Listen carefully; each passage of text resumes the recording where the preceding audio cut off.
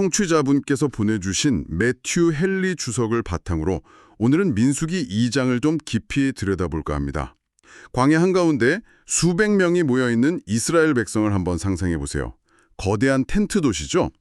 그런데 하나님이 이들에게 내리신 지시가 어떻게 진을 칠 것인가에 대한 아주 세밀한 배치도였다는 게 참 흥미로워요.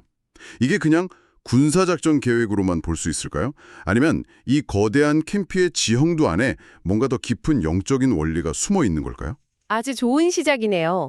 한번 상상해보면 좋겠어요. 광야의 언덕 위에서 이스라엘 진영을 내려다본다고요. 아마 무질서하게 널린 텐트촌이 아니라 정말 거대하고 정교하게 설계된 도시처럼 보였을 겁니다. 아, 도시요? 네, 이 배치는 단순한 효율성을 넘어서요. 이스라엘이라는 공동체가 누구이며 또 무엇을 중심으로 살아가야 하는지를 그들의 삶의 공간 자체에 새겨 넣은 하나님의 설계도라고 할 수 있습니다. 설계도라는 표현이 확 와닿네요. 그럼 먼저 그 당시 이스라엘 백성의 상황부터 짚어봐야 할 것 같아요. 네, 좋습니다. 이들은 이제 막 이집트를 탈출해서 정착지가 없는 상태잖아요. 모두가 천막, 그러니까 장막에서 살고 있었고요. 그렇죠. 주석을 보니까 이 모습이 영원한 집이 아니라 잠시 머무는 나그네의 삶, 또 영적인 전쟁을 치르는 군인의 삶에 비유되더라고요.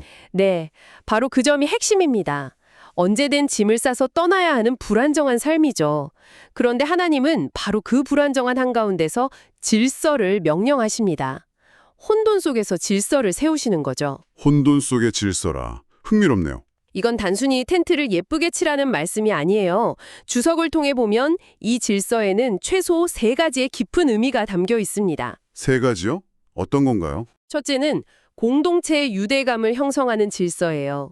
본문에 보면 각기 자기의 진영의 군기 곁에 진을 쳤다고 나오거든요. 아, 군기 곁에요? 네. 이건 가족과 지파 단위로 뭉치란 의미예요. 하나님은 이들이 그냥 뿔뿔이 흩어진 개인의 집합이 아니라 혈연과 신앙으로 끈끈하게 엮인 공동체가 되길 원하셨던 거죠. 서로를 돌보고 사랑하는 관계의 질서가 가장 먼저 강조된 겁니다. 아, 그러니까 물리적인 거리가 심리적인 유대감의 기반이 되었다, 뭐 이런 말씀이시군요. 맞습니다. 그렇다면 두 번째 의미는 뭔가요? 저는 누구도 마음대로 자리를 정할 수 없었다는 점이 굉장히 인상 깊었거든요. 그렇죠. 요즘 시대 관점에서 보면 아니 내 텐트 칠 자리도 내 맘대로 못 정해 라고 생각할 수도 있잖아요. 정확해요. 바로 그게 두 번째 의미, 각자의 위치와 소명에 대한 순종입니다. 하나님께서 각 지파의 위치를 직접 정해주셨어요. 여기에는 내가 너희 각자를 위한 최적의 자리를 알고 있다는 하나님의 주권적인 배려가 담겨 있는 거죠. 아, 주석에서는 시편 47편 4절, 하나님께서 우리를 위하여 기업을 택하시나니라는 말씀을 인용하는데요. 우리 삶의 자리 역시 하나님이 정해주신 최선의 기업이라는 믿음을 가르쳐주는 거죠. 불평 대신 만족과 순종을 배우는 훈련이었던 셈이네요. 바로 그렇습니다. 내 자리가 하나님의 선물이라는 관점이군요. 그럼 마지막 3번째는요? 세 번째는 질서 자체가 주는 힘이에요. 하나님은 혼돈의 하나님이 아니시잖아요. 그렇죠. 이 잘 정돈된 진영은 내부적으로는 백성에게 안정감을 주고 또 외부적으로는 강력한 메시지를 전달합니다. 주변 민족들이 볼 때 이스라엘은 그냥 오합지졸 난민 무리가 아니라 아주 질서정연하고 위험 있는 하나님의 군대로 보였을 거예요. 아, 그러고 보니 아가서 6장 10절에서 교회를 깃발을 세운 군대같이 당당하다고 묘사하는데 딱 그런 모습이었겠네요. 네, 바로 그런 모습이었겠죠. 아까 군기 곁에 진을 쳤다고 하셨잖아요. 주석을 읽으면서 이 군기라는 디테일이 정말 재밌었어요. 아, 군기요. 네, 요즘 군대의 부대 깃발처럼 각 지파마다 고유한 상징과 깃발이 있었다는 거잖아요. 유대 전승에 따르면 유다 지파는 사자, 단 지파는 뱀, 베냐민 지파는 늑대 같은 상징을 썼다고 하죠. 맞아요. 그 군기는 각 지파의 정체성이자 구심점이었어요. 사람들을 하나로 모으고 질서를 유지하는데 아주 중요한 역할을 했죠. 더 나아가 이사야서에서는 복음이 전파되는 것을 열방을 향하여 기치를 세우신다고 표현하기도 하거든요. 아, 정말요? 네, 십자가라는 깃발 아래 온 세상이 모이는 것처럼 이 군기들은 사람들을 불러 모으는 영적인 원류를 보여주는 작은 그림이었던 셈입니다. 와, 12개의 깃발이 광야에 펄럭이는 모습이 정말 장관이었겠네요. 그런데 이 모든 지파의 깃발들이 향하는 단 하나의 중심점이 있었죠. 네, 있었죠. 바로 진영의 정중앙에 위치한 회막. 이건 마치 태양계의 중심에 태양이 있는 것과 같은 구조 아닌가요? 완벽한 비유입니다. 회막의 중앙 배치는 이스라엘 진영의 모든 신학적 의미를 응축하고 있어요. 어떤 의미들이죠?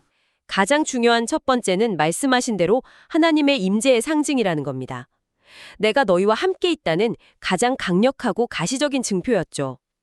시편 46편 5절은 하나님이 그 성 중에 계심에 성이 흔들리지 아니할 것이라고 노래하는데 이스라엘 백성은 그 말씀을 매일 눈으로 확인하며 살았던 거예요. 모든 텐트의 문이 회막을 향하도록 지었다는 디테일도 정말 놀라워요.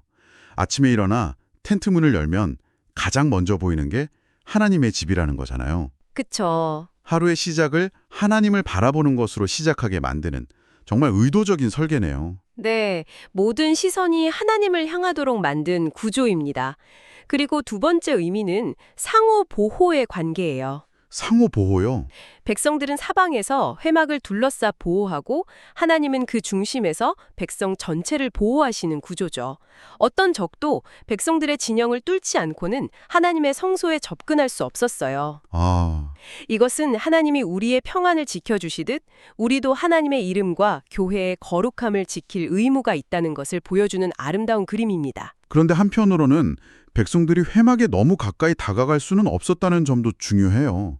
일정한 거리를 둬야 했다고요. 네, 그랬죠. 주석에 따르면 약 2,000규빗, 오늘날 기준으로 한 900m 정도의 거리를 유지해야 했다는데 이건 왜 그랬을까요? 함께 계신다면서 왜 또 거리를 두라고 하셨을까요? 아주 중요한 질문이에요. 그게 바로 세 번째 의미인 거룩한 거리에 대한 경외심입니다. 경외심. 네, 이 거리는 하나님을 향한 경외심의 표현이었어요. 죄인인 인간이 거룩하신 하나님 앞에 함부로 나아갈 수 없다는 것을 공간을 통해 가르쳐 주신 거죠. 또 제사장들이 드리는 거룩한 예배가 세상에 속된 일들로 방해받지 않도록 하는 물리적인 보호 장치이기도 했고요.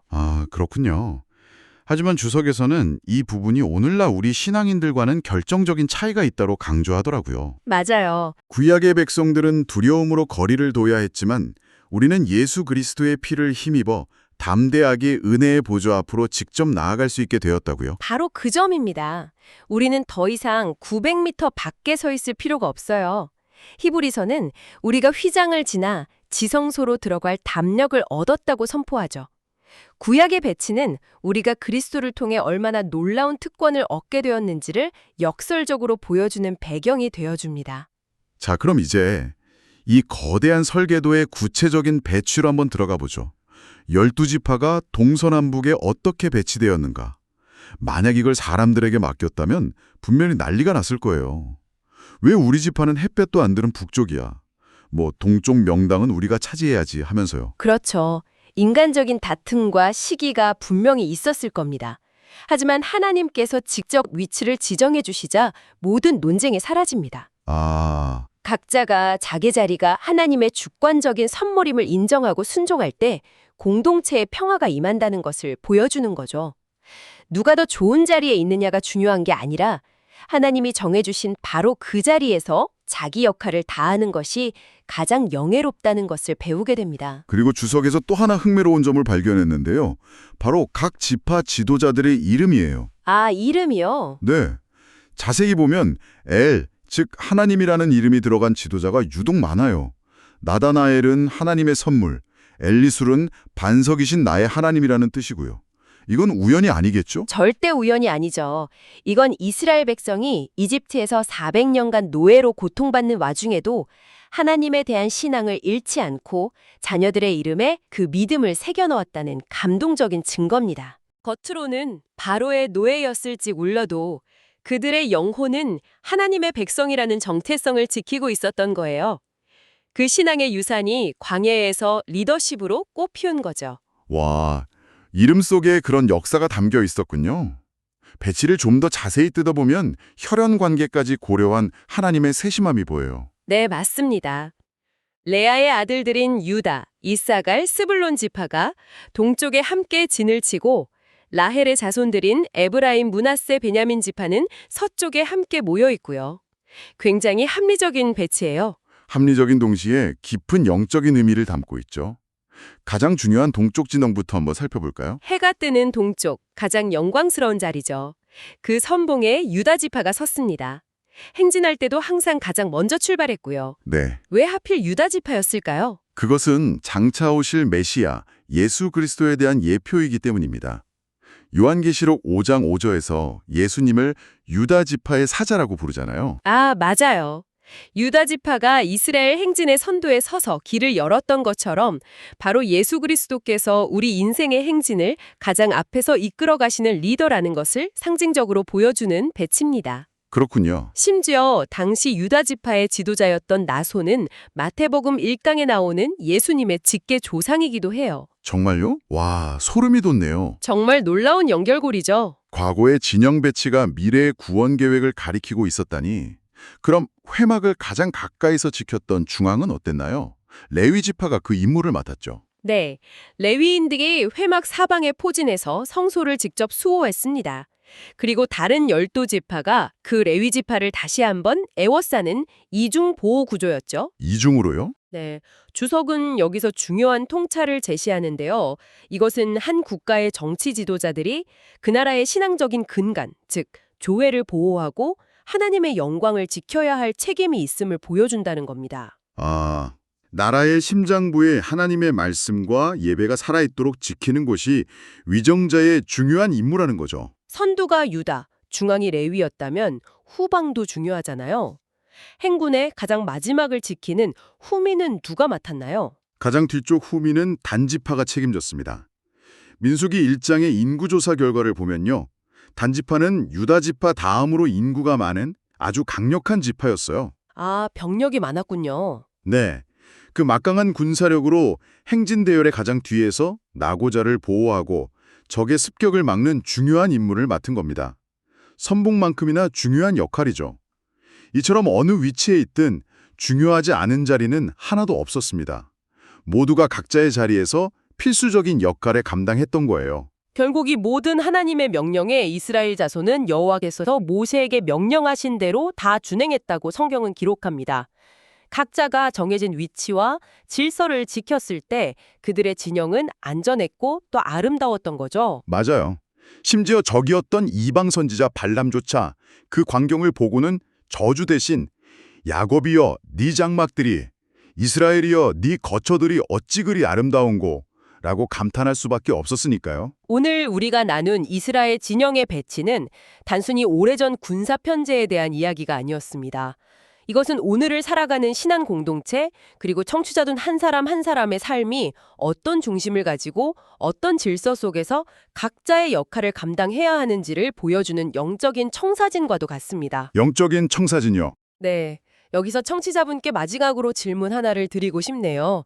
오늘 당신의 삶이라는 진영에서 가장 중요한 정중앙의 자리를 차지하고 있는 것은 무엇인가요?